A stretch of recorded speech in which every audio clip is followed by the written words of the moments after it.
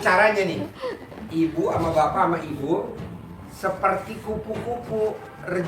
Kupu-kupu tuh kita ibaratin rezeki. Ngapain kita ngejar kupu-kupu? Mendingan kupu-kupu biar datang gimana? Di halaman kita, nih di hati kita tanam tanaman yang berbunga biar kupu-kupunya datang. Coba lu cerita. Caranya manggil kupu-kupu tuh ibaratin kumbang tuh rezeki. Iya, iya. Jadi saya mulai dari ayat dulu ya biar mantap. Ya, jadi nanti dibuka di surat As-Sams. Catat itu tadi. Catat. Apalah surat As-Sams. Nanti dibuka. Surat As-Sams itu juz ke-30, surat pendek. Yang was-samsi wa duhaha. Ambil 2 ayat saja deh. Yang 7, 8. Qad aflaha man zakkaha. Sungguh pasti niscaya kalian akan selalu dalam keberuntungan. Selalu dalam keberuntungan artinya seperti apa? Seperti yang disampaikan Pak Haji tadi. Apa yang dipegang selalu menguntungkan. Apa yang dilihat mendatangkan rezeki. Bahkan tadi kurma busuk saja bisa bernilai. Selalu untung, apapun langkahnya selalu mendapat keberuntungan.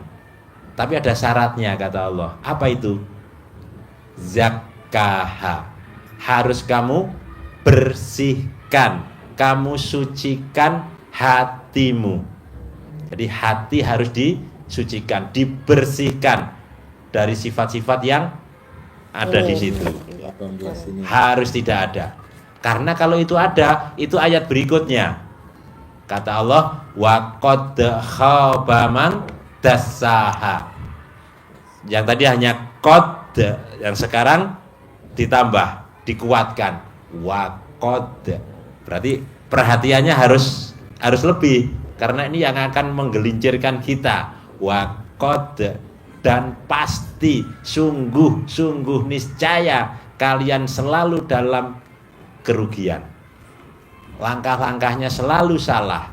Apa yang dipegang rusak, dipegang nyetrum, dipegang kebakar, dipegang hangus. Kalau proyek mangkrak, proyek dikelola mangkrak. Sudah digarap setahun nggak dibayar. Iya. Tahun lebih Pak. Tahun lebih. Iya, itu kenapa selalu salah, selalu nggak tepat, feelingnya, intuisinya nggak jalan. Karena kata Allah, dassaha. Karena kalian mengotorinya. Mengotori apa? Mengotori hati. Jadi kalau hatinya kotor, maka menimbulkan tindakan yang reaktif, tidak positif, tindakannya mesti negatif. Awalnya dari mana? Dari hati. Walaupun hanya satu saja, hatinya negatif, maka pikirannya negatif, ucapannya negatif, pandangannya pun negatif.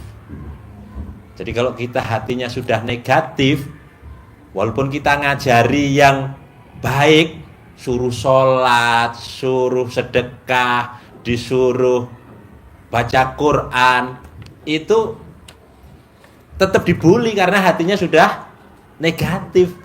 Tetap itu janji palsu, ya Pak. Janji palsu, aliran sesat. Itu netizen begitu, Pak. Karena di hatinya sudah negatif, pikirannya negatif, padahal positif. Tapi karena hatinya negatif, pikirannya positif. Matanya melihatnya pun juga negatif. Ucapannya akhirnya negatif. Tindakannya, tangannya, nulisnya di gadget kita itu juga negatif, yang diketik-ketik yang negatif. Jadi namanya apa? Hater. Buzzer. Itu. Hater merusak, tetap negatif. Komen negatif. Tindakannya jadi negatif. maka harus diawali dari yang positif. Jadi walaupun kita motifnya sama, objeknya Bu Sari misalkan jadi objeknya, tapi karena kita berpikiran berhati positif, Bu Sari kok pakai topi terus? Karena benjol.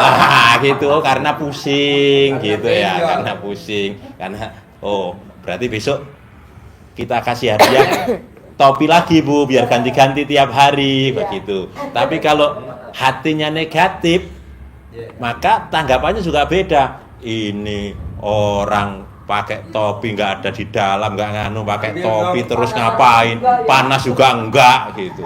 Salah aja isinya, ya. Salah saja walaupun nggak ada dampak ke kita nggak. Komen aja, komen. Pakai topi karena di sini ada pakunya. Sundul. Pakai cabut Kembali gitu.